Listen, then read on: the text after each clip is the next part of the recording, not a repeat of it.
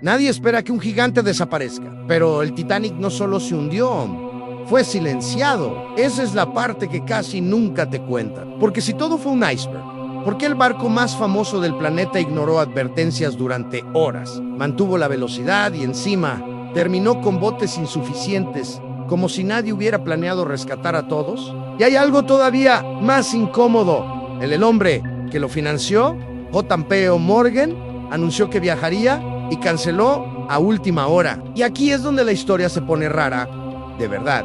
Esa noche hubo bengalas que se vieron, pero no se respondieron. Hubo un barco relativamente cerca, pero actuó como si no pasara nada. Hubo mensajes de radio que llegaron, pero se trataron como molestias. Y mientras arriba, el Titanic seguía iluminado y tranquilo, por dentro ya era una sentencia. Como si el desastre se estuviera construyendo en cámara lenta, frente a todos, sin que nadie quisiera decirlo en voz alta. Lo más inquietante no es que el Titanic chocara con hielo, sino lo que hizo antes de chocar al confiarse, acelerar, mantener el espectáculo, porque un accidente puede ocurrir, pero una cadena completa de decisiones equivocadas, una tras otra, empieza a aparecer otra cosa. Y ahí nace la pregunta que incomoda. ¿Fue solo mala suerte? ¿O fue un accidente demasiado perfecto para que ciertas cosas quedaran enterradas bajo el mar? Hoy vas a ver el Titanic con otro lente. No como una tragedia romántica, sino como una cadena de decisiones tan perfectas, que parecen diseñadas. Si al final sigues creyendo que fue solo mala suerte, perfecto. Pero si algo no te cuadra, vas a entender por qué esta historia sigue viva más de un siglo después. Y quédate hasta el final, porque la última frase conecta con la primera. El Titanic no solo se hundió, fue callado. Lo único que te pido a cambio es dar clic en el botón de suscribirse. Antes de entrar en la noche del 14 de abril de 1912, te aviso, algo, no te voy a repetir la versión de choque. ¡Pánico! Y fin. Esa historia ya la conoces. La has escuchado tantas veces que terminó volviéndose cómoda, casi automática. Pero cuando un relato se vuelve demasiado cómodo, suele ocultar lo más importante. Este guión está armado con las piezas que la historia oficial suele dejar en segundo plano. ¿Cómo funcionaba realmente el poder económico de la época? ¿Qué intereses se cruzaban entre dinero, prestigio y control? ¿Qué fallas que parecían menores se volvieron mortales? ¿Y por qué ciertas coincidencias vistas juntas dejan de parecer casuales y empiezan a incomodar? Además, voy a separar con cuidado lo comprobable de lo especulativo, porque no es lo mismo decir esto ocurrió que decir esto pudo haber ocurrido. Y aún así, ambas cosas importan. La evidencia nos dice qué pasó. Las preguntas nos dicen por qué seguimos hablando de ello más de un siglo después. Aquí vamos a caminar con las dos cosas a la vez. Datos firmes, documentos, testimonios, pero también silencios, huecos y decisiones que nunca se explicaron del todo. No para convencerte de una teoría, sino para que tú mismo sientas cuando algo encaja y cuando no. Y hay algo más que debes saber antes de continuar. No estoy contando esta historia desde la distancia fría de un archivo. La estoy contando desde la observación de patrones en los mismos que se repiten cuando el poder, la prisa y la reputación pesan más que la vida humana. El Titanic no fue el primero, pero sí fue el más visible, porque cuando miras con atención, te das cuenta de que este no es solo un relato sobre un barco, sino sobre un sistema que separa, prioriza, decide, y luego, cuando todo sale mal, se esconde detrás de la palabra accidente. Para que no se pierda el hilo, vamos a seguir un mapa simple, casi inevitable, a la ambición que crea al Titanic, las decisiones que lo vuelven vulnerable, la noche en que todo falla, pero no todos fallan igual. Lo que se investigó, lo que se corrigió y lo que nunca se pudo probar. Y cuando lleguemos al final, quiero que recuerdes este punto de partida. Porque solo entendiendo el mundo que creó al Titanic, podemos entender por qué se hundió. Listo, volvamos al principio, a un mundo obsesionado con demostrar quién mandaba. A inicios del siglo XX, Estados Unidos y Europa viven una fiebre rara. Progreso a cualquier precio. Las fábricas crecen, las ciudades se elevan, el acero se convierte en religión y cada invento nuevo no solo sirve, también presume. No basta con avanzar, hay que demostrarlo, hay que dejarlo claro ante el mundo. Es una época en la que el tamaño funciona como propaganda. El edificio más alto no es solo arquitectura, es poder. La máquina más rápida no es solo ingeniería, es dominio. La compañía más grande no es solo negocio, es influencia política y económica. En ese clima, competir no es opcional. Quedarse atrás equivale a desaparecer. Y por eso las naciones industriales convierten cada avance en una declaración silenciosa de superioridad. El progreso deja de ser una herramienta y se transforma en una obsesión. En el Atlántico Norte, esa obsesión toma forma de acero flotante. El barco que cruza con más lujo, más tamaño y más prestigio no gana solo dinero, gana autoridad. Se convierte en vitrina, en símbolo, en mensaje, porque quien controla las rutas controla algo más que pasajeros, controla el ritmo del mundo. Hay que entender esto con claridad. En esa época, volar no existe como alternativa. Los viajes largos se hacen por mar. Europa y América se conectan a través de rutas que transportan personas, correo, mercancía y reputación nacional. Cada cruce exitoso refuerza una imagen. Cada fracaso la debilita. Los británicos ya han puesto la vara alta. Barcos como el Lusitania y el Mauretania dominan las rutas con velocidad y elegancia. Son rápidos, eficientes y temidos por la competencia. Parecen intocables. Y durante un tiempo lo son. Pero ese dominio despierta algo inevitable. Respuesta. Porque el progreso no admite espectadores pasivos. Siempre aparece alguien que quiere ir más lejos. No necesariamente más rápido, pero sí más grande, más impactante, más imposible de ignorar. Ahí entra en escena un jugador que no piensa como naviera, sino como imperio. J.P. Morgan. Morgan entiende algo simple y peligroso. Controlar el transporte es controlar el flujo de personas, dinero y decisiones. No piensa en barcos individuales, piensa en sistemas, en redes, en poder concentrado. Por eso no construye desde cero, compra, financia, agrupa, arma un conglomerado donde cada empresa parece independiente, pero las decisiones reales se toman en otro lugar, arriba, lejos del muelle, lejos de los pasajeros, en oficinas donde el océano solo es una línea en un mapa. Y en ese tablero, el Titanic no es un barco, es una declaración de intención, una respuesta directa al dominio británico. Un mensaje envuelto en lujo que dice: podemos hacerlo más grande, más elegante y más impresionante que cualquiera. Pero aquí aparece la grieta invisible, porque cuando conviertes una máquina en símbolo, empiezas a proteger el símbolo por encima de todo. Empiezas a justificar decisiones, a minimizar riesgos, a esconder problemas. Porque admitir una falla ya no es solo técnico, es político. Y en ese punto, el progreso deja de ser avance, se convierte en una carrera donde frenar es perder y donde perder nunca fue una opción. Morgan compra y respalda a la White Star Line para competir por la ruta del Atlántico Norte. Pero en vez de pelear por velocidad pura, la apuesta es otra: tamaño y lujo. En una época obsesionada con impresionar, Morgan entiende que llegar primero no siempre importa tanto como llegar dejando huella. Así nacen tres hermanos casi gemelos: Olympic, Titanic y Britannic. El Olympic llega primero y funciona como prueba de concepto. No, es perfecto, pero confirma algo clave. El público quiere grandeza. Quiere sentirse parte de algo que trasciende el simple traslado. Entonces, el Titanic se diseña para empujar esa idea al límite. Más espacio, más comodidad, más sensación de exclusividad.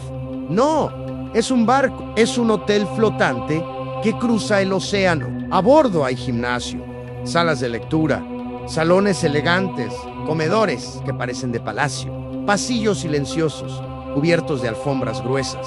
Todo está pensado para que el pasajero olvide que viaja sobre agua. Y ahí aparece la frase perfecta para cerrar la venta, la palabra que tranquiliza cualquier duda: seguridad. Aquí entra el detalle técnico que termina convirtiéndose en mito. El Titanic Cuenta con 16 compartimentos estancos, secciones diseñadas para aislar el agua en caso de ruptura. La lógica parece sólida. Si entra agua en un punto, se cierran las compuertas y el daño queda contenido. En teoría, incluso con varios compartimentos inundados, el barco debería seguir flotando. Pero el problema no es la idea, es cómo se comunica. La teoría se transforma en publicidad. Y la publicidad se transforma en certeza. La prensa y los rumores terminan reduciendo todo a una sola palabra peligrosa, insumergible. Y cuando la gente cree una palabra así, empieza a tolerar cosas que jamás aceptaría en otro barco. Por ejemplo,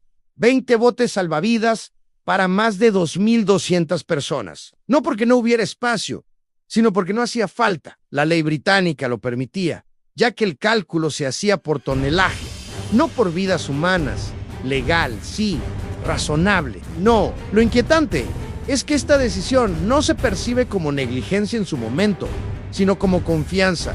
Confianza en la ingeniería, confianza en el diseño, confianza en que nada va a pasar. Y cuando un sistema confía demasiado en sí mismo, deja de prepararse para el error. Pero hay otra división aún más silenciosa, menos técnica y más humana, la del estatus. Arriba viaja la élite, con acceso directo a las cubiertas, a la información y a una tripulación siempre disponible. En el centro, la clase media acomodada. Cómoda, pero no protagonista.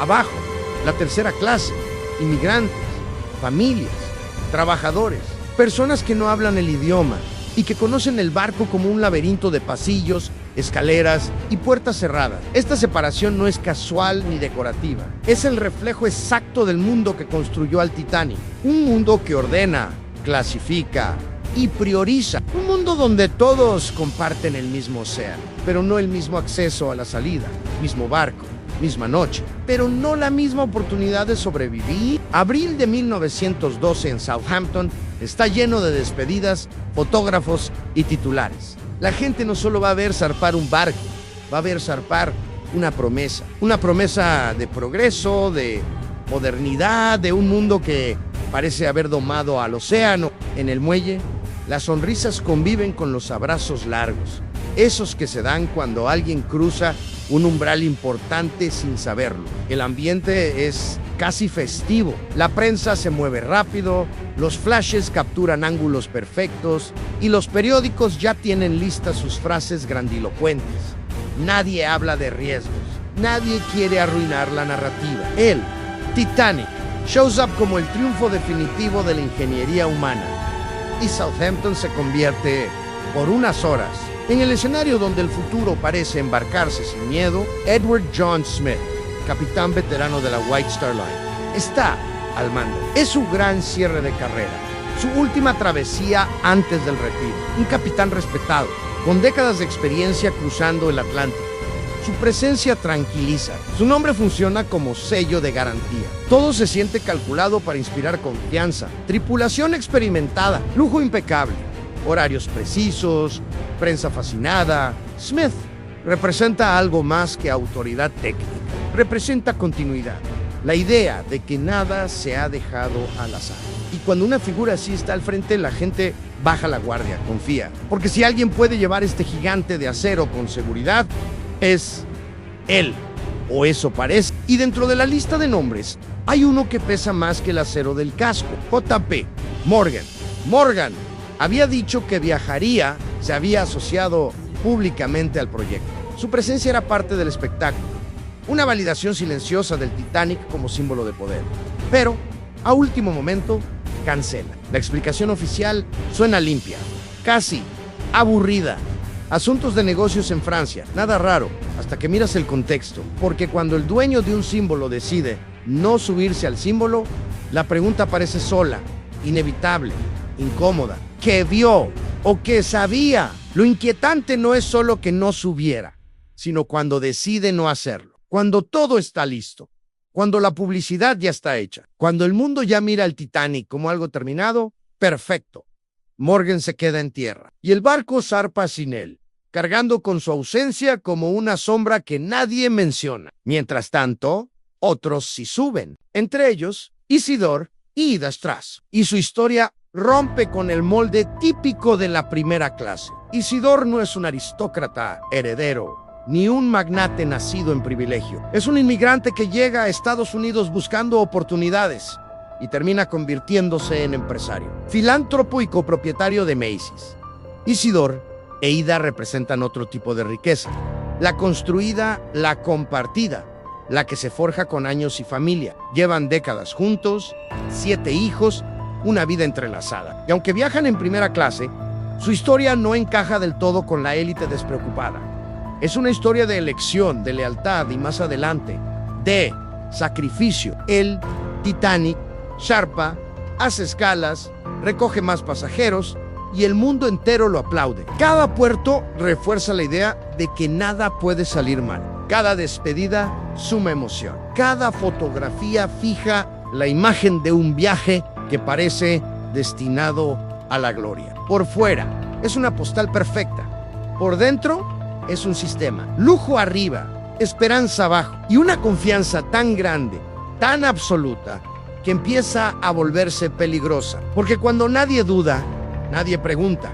Y cuando nadie pregunta, los errores viajan sin ser vistos. 4 días después, el Titanic entra en el Atlántico Norte, en plena temporada de hielo. Ese año, el hielo baja más al sur de lo habitual, empujado por corrientes frías desde Groenlandia. No es un detalle menor, es una anomalía. Y el océano empieza a decirlo con claridad. Mensaje tras mensaje, avisos de campo de hielo. Eran coordenadas precisas, descripciones de grandes masas flotando en la ruta. No es un rumor aislado, es un patrón que se repite durante horas.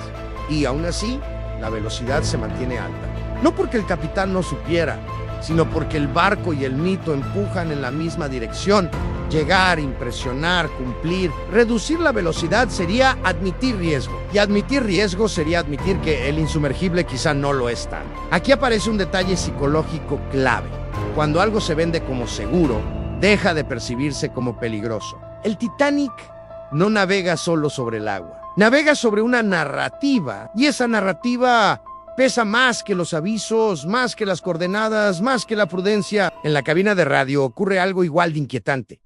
Los operadores no están ociosos, están ocupados, pero no con seguridad. Están saturados enviando y recibiendo mensajes privados de pasajeros adinerados, saludos, confirmaciones, asuntos personales. La radio, que podría ser un radar humano, se convierte en un servicio de lujo. Las advertencias entran, pero no siempre se priorizan. Algunas se anotan, otras se posponen, otras se perciben como ruido, porque cuando todo parece bajo control, cualquier señal de peligro se siente exagerada. Y arriba, en el puesto de vigilancia, hay un detalle pequeño que se vuelve gigante. Falta binoculares, no porque nadie los negara, sino porque la llave del compartimiento se fue con un oficial reemplazado a última hora. Un descuido mínimo, un error administrativo, uno de esos fallos que nadie cree capaz de cambiar el destino de un gigante. Así que los vigías miran el horizonte a ojo, en una noche sin luna, sin olas, con el mar tan plano que el hielo no refleja luz. El océano parece una sábana negra y en esa oscuridad perfecta, el enemigo no destaca. En esas condiciones, un iceberg no brilla. No, reluce. No, avisa. Es solo una sombra más en la noche. Y cuando por fin lo ves, ya no hay tiempo para decidir, solo para reaccionar. En el escenario está armado. Las advertencias fueron dadas, las señales existieron y el océano, literal, ya estaba avisando. A las 11:40 p.m. Los vigías detectan la masa blanca frente a la proa. 3 campanadas. Llamada inmediata al puente. Durante una fracción de segundo, el tiempo parece detenerse. No, hay gritos. No, hay caos. Solo una certeza que cae como plomo. Algo enorme está justo delante. En el mar, ese segundo significa todo. Es la diferencia entre evitar una tragedia o documentarla después. El primer oficial ordena girar y frenar al mismo tiempo. Una maniobra desesperada para un monstruo de más de 46,000 toneladas. Intenta lo imposible, cambiar el destino con un giro tardío. Pero El Titanic no es ágil, no puede reaccionar como una lancha. Responde lento, pesado, arrastrando su propia grandeza. Y el tiempo, en el océano, es una moneda cruel. No perdona retrasos, no entiende de prestigio, solo cobra. El impacto no suena como una explosión cinematográfica. No hay estruendo, no hay choque frontal. Suena como un rasguño largo, profundo, incómodo. El iceberg no choca, abre, desgarra el costado del barco, con la paciencia de algo que no necesita fuerza, solo contacto. El océano hace lo que siempre hace.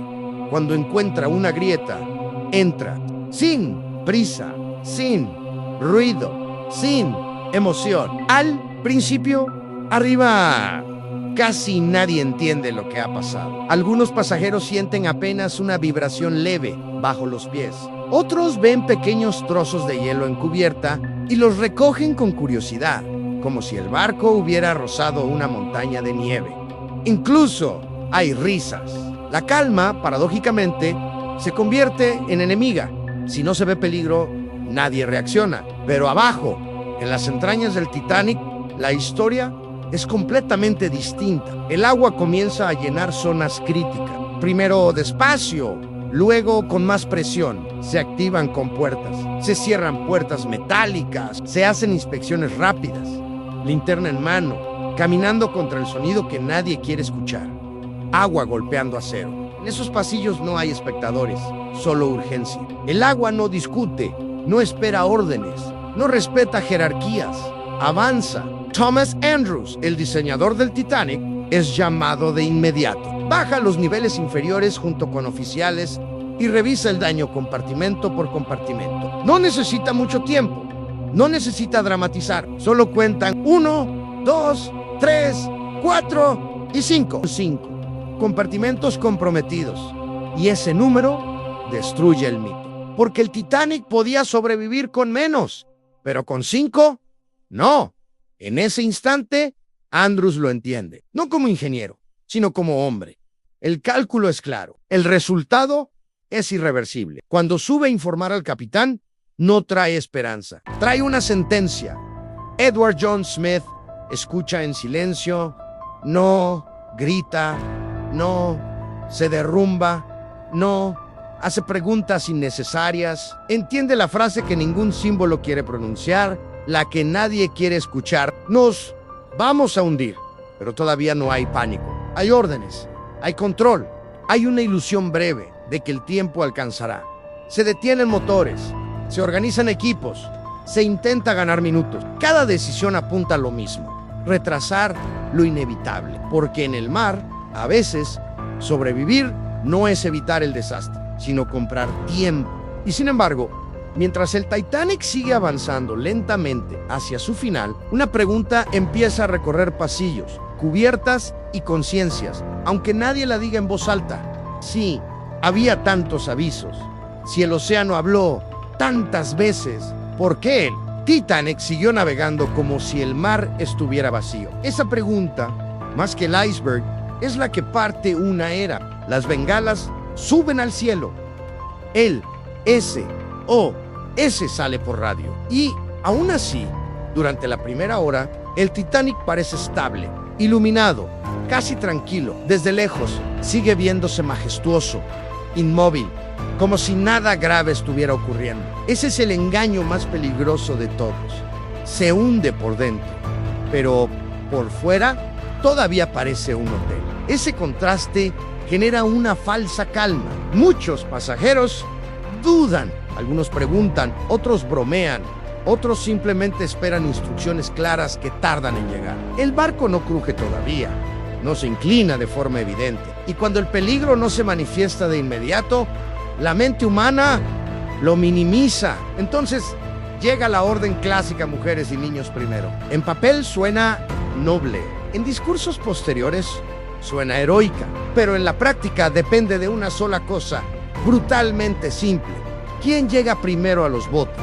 Y ahí es donde el insumergible revela su verdadera jerarquía. En primera y segunda clase, los camareros despiertan puerta por puerta, tocan con cuidado, explican la situación, ayudan a ponerse los chalecos, acompañan hasta cubierta. Hay linternas, indicaciones, manos que guían. La evacuación, aunque tensa, sigue un orden. En tercera clase, la historia es otra. Muchos no reciben aviso a tiempo. Algunos no hablan inglés. Otros se topan con puertas cerradas, escaleras bloqueadas y rutas que jamás habían recorrido. El barco, para ellos, no es un mapa, es un laberinto. Y lo que en tiempos normales era separación por clase, en emergencia se transforma en obstáculo mortal. Aquí aparece una verdad incómoda. No todos están evacuando el mismo barco. Algunos salen de habitaciones amplias, bien iluminadas, cerca de la cubierta. Otros parten desde los niveles más bajos, donde el agua llega primero y la información llega último. Para muchos, la orden de evacuar no existe. Solo existe el agua que avanza.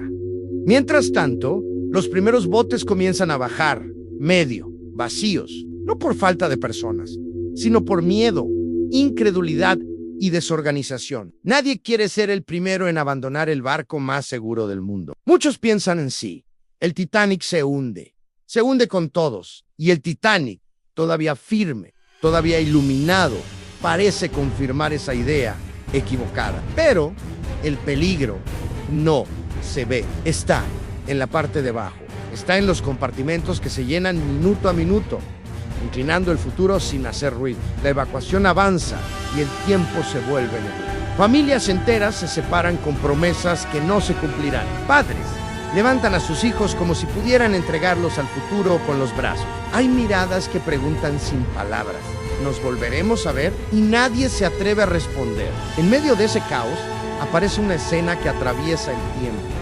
Isidor Straus, dueño de Macy's, tiene acceso, tiene prioridad, tiene opción, pero se niega a ocupar un lugar que podría salvarlo, si eso significa quitarle la oportunidad a otra persona. No discute, no levanta la voz, simplemente decide. Y entonces le toca a Aidan, le dicen que suba. Le insisten, le explican que hay espacio, que es su turno. Ella mira a su esposo y decide no irse sin él. Mientras tanto, el barco sigue inclinándose. La cubierta se vuelve una pendiente. La madera se humedece.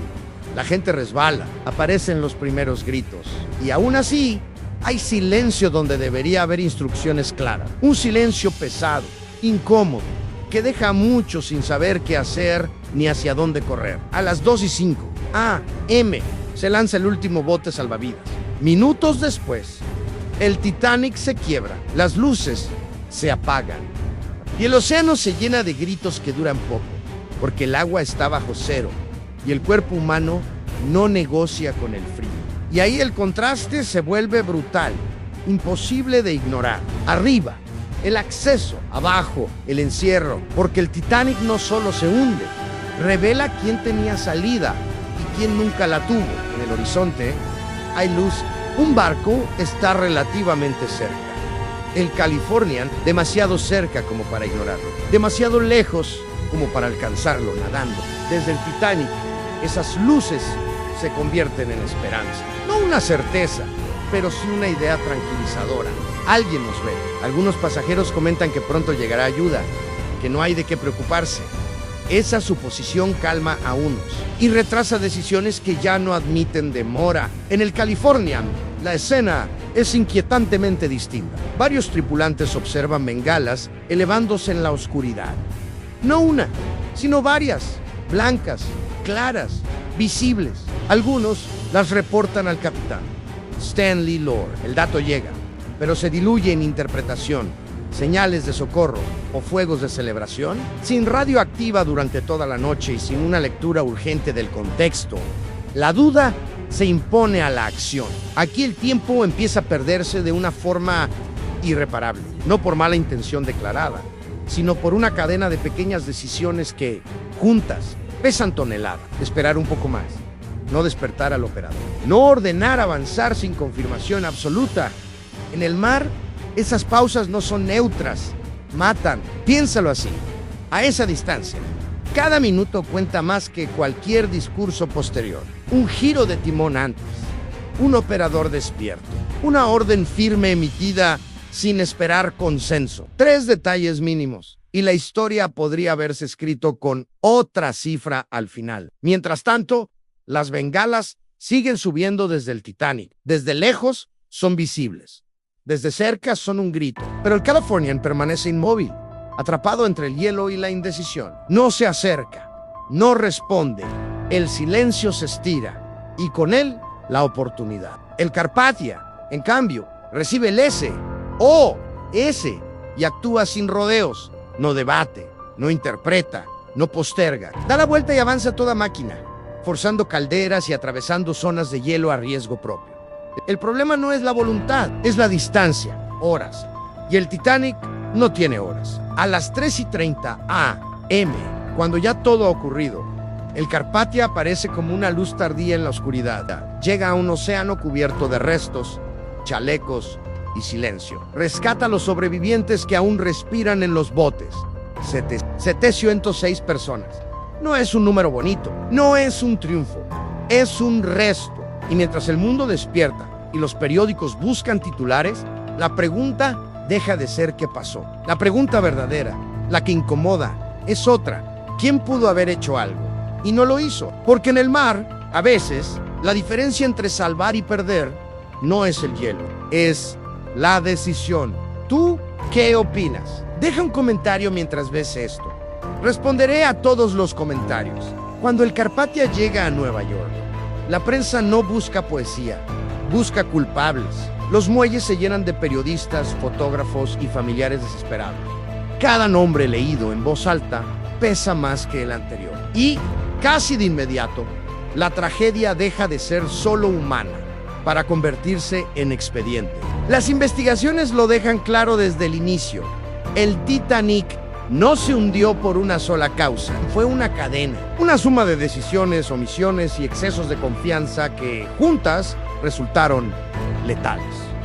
Se habló de velocidad excesiva en zona de hielo, de advertencias que llegaron, pero no se trataron como emergencia, de botes insuficientes, de simulacros cancelados por considerarlos innecesarios, de una evacuación improvisada, de un sistema de comunicación inalámbrica sin vigilancia continua y de una organización interna tan rígida por clases que en crisis se transformó en desigualdad pura. Pero lo más inquietante no fue solo lo que se dijo, sino cómo se dijo. Las responsabilidades se diluyeron. Nadie parecía haber tomado una mala decisión en concreto.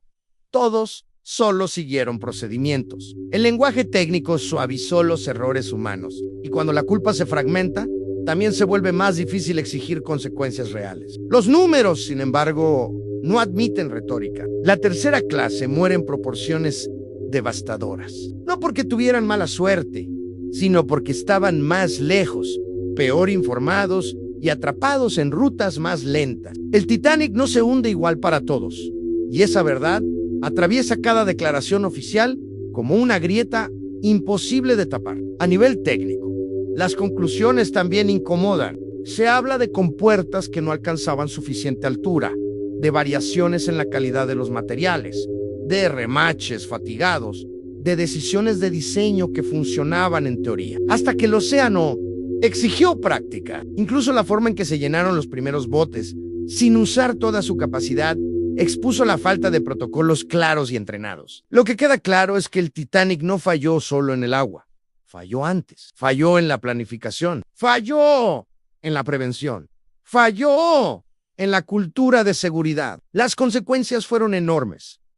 Las reglas cambian, el estándar deja de ser técnico y pasa a ser humano. Si hay 2.200 personas a bordo, debe haber espacio para 2.200 en bote. No importa el tonelaje, no importa la estética, no importa el prestigio. A la par, se establecen entrenamientos obligatorios, simulacros reales y procedimientos repetibles. La improvisación deja de ser aceptable. También se exige radio operativa las 24 horas, sin excepciones. Lo ocurrido con el Californian no podía repetirse. Y se crea un sistema internacional para vigilar el hielo en el Atlántico Norte, porque el océano ya había demostrado que no perdona la arrogancia. Es decir, el Titanic no solo dejó muertos, dejó un manual de lo que nunca se debe hacer. Pero, aquí viene el pero, porque aunque el expediente cierre con errores humanos, el misterio no muere. Y no muere por una razón inquietante.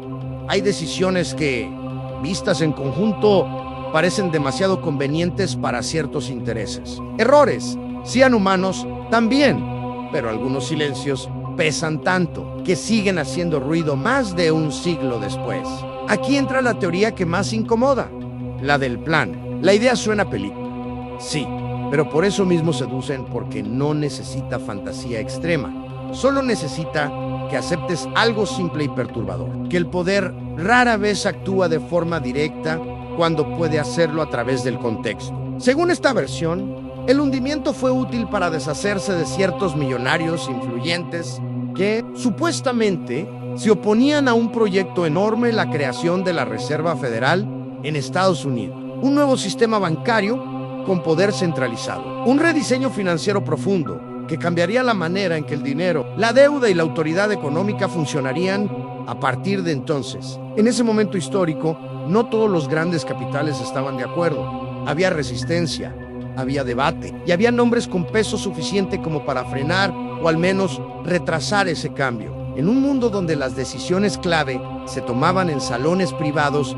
y no en parlamentos abiertos, eliminar obstáculos no siempre significaba confrontarlos. A veces bastaba con que desaparecieran del tablero. ¿Y quién aparece como sombra constante en esa historia? J. Paseo Morgan, el hombre que financió, agrupó compañías, movió capital como si fuera agua. El arquitecto silencioso de conglomerados enteros. El hombre que entendía que el verdadero poder no se ejerce gritando, sino estructurando. Y el mismo que, curiosamente, canceló su viaje a último minuto. Aquí el detalle no es solo que no subiera al Titanic, sino que nada negativo le ocurrió después.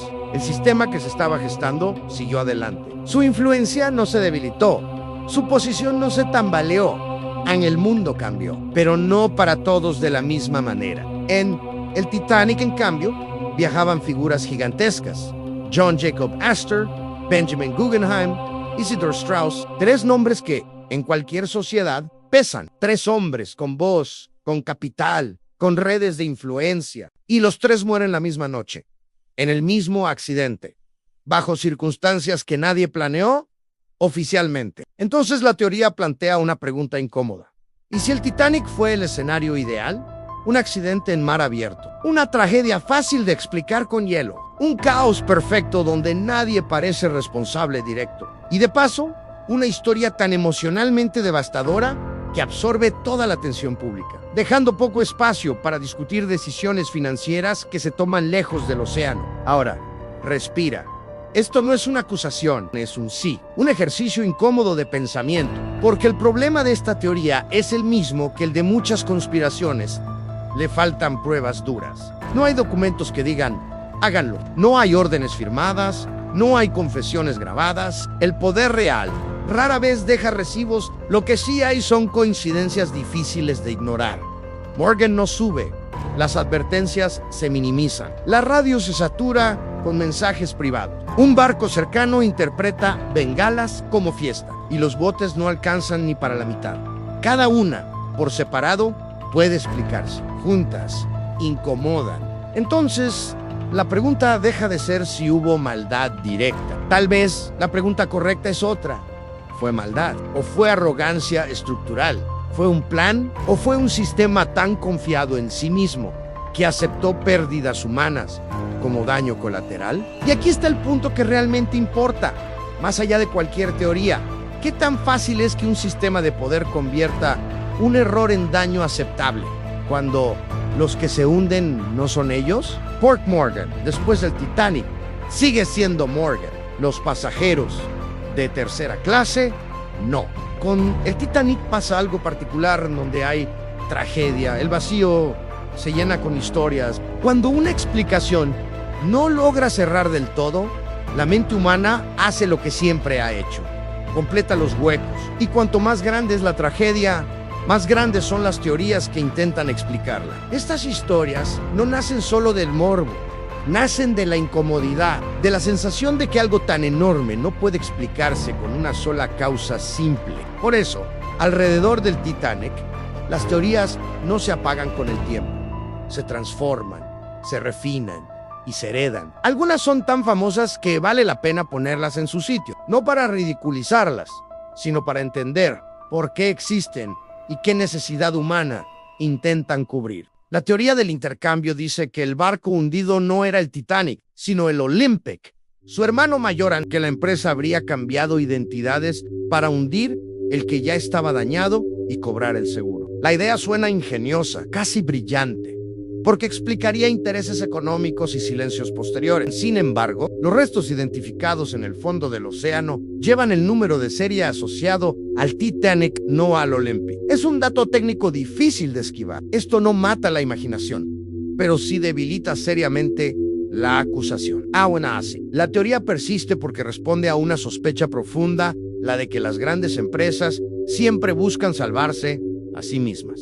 Otra coincidencia que alimenta el misterio viene de un libro publicado en 1898, Futilidad, de Morgan Robertson. En él aparece un transatlántico llamado Titán, descrito como inundible, que en su viaje inaugural choca con un iceberg en el Atlántico Norte y pierde cientos de vidas por falta de botes salvavidas. Las similitudes son inquietantes: tamaño, ruta, velocidad, confianza excesiva, profecía. Lo más probable es que fuera conocimiento de la industria y sentido común aplicado a un futuro posible. Robertson conocía el mundo naval y entendía hacia dónde se dirigía la ambición humana. Aún así, la coincidencia es tan precisa que la mente humana hace lo que siempre hace, cuando el azar parece demasiado exacto: busca destino. También existe un testimonio aislado que habla de una explosión, una palabra poderosa, y esa palabra conecta con otro dato inquietante: los rumores sobre problemas previos en las carboneras del Titanic,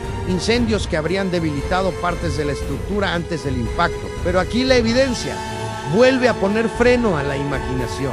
Una explosión real dejaría restos claros, patrones específicos, señales inconfundibles, y la mayoría de los informes técnicos coinciden en algo mucho más frío y menos espectacular: falla estructural por presión, fatiga del metal y ruptura progresiva, no un estallido interno. ¿Y un submarino? La idea aparece cada cierto tiempo, alimentada por testimonios confusos y luces en la noche. Pero en 1912, en plena época de paz, con la tecnología limitada de la época, operar un submarino en esa zona era prácticamente imposible. Y acertar un blanco móvil en la oscuridad, aún hoy, es una tarea extremadamente compleja. Sin embargo, hay algo importante aquí. Aunque descartes cada teoría, el misterio persiste. Y persiste porque el Titanic no necesita una conspiración para ser escalofriante. Solo necesita humanos confiados, decisiones tomadas bajo presión, sistemas que priorizan prestigio sobre prudencia. A veces, la verdad más inquietante no es que alguien lo haya planeado, sino que nadie lo detuvo. Entonces, ¿qué intentaron ocultar? Tal vez no fue un villano con bigote. Tal vez no fue un botón secreto. Tal vez no fue un plan maestro cuidadosamente orquestado en una habitación oscura. Tal vez fue algo mucho más común y por eso más peligroso: reputación por encima de prudencia, lujo por encima de seguridad, poder por encima de vida. Un sistema donde, cuando todo funciona, nadie pregunta, y cuando todo falla, las responsabilidades se diluyen. Porque los sistemas no necesitan maldad explícita para causar tragedia. Les basta con normalizar el riesgo, con convertir la advertencia en molestia y el error en daño aceptable. Y cuando eso ocurre, los de arriba se explican y los de abajo se hunden. Sí, puedes decir, fue un iceberg, pero el iceberg solo fue el último golpe. Lo que realmente hundió al Titanic fue todo lo que venía antes: la prisa, la confianza ciega, las decisiones aplazadas y los silencios convenientes. El océano no conspiró, el hielo no planeó nada. Los que fallaron fueron humanos, y humanos organizados en estructuras que priorizaron el espectáculo sobre la preparación. Ahora dime, ¿tú fue un accidente inevitable o un accidente demasiado perfecto, demasiado conveniente para algunos? Te leo en los comentarios. Porque nadie espera que un gigante desaparezca hasta que desaparece. Y cuando lo hace, lo más pesado no es el acero, es el silencio. Porque el Titanic no solo se hundió, fue silenciado. Haz clic en el video que aparece en pantalla Y sigue, ¿qué tantas verdades hay ocultas? No olvides suscribirte al canal. Nos vemos en la próxima.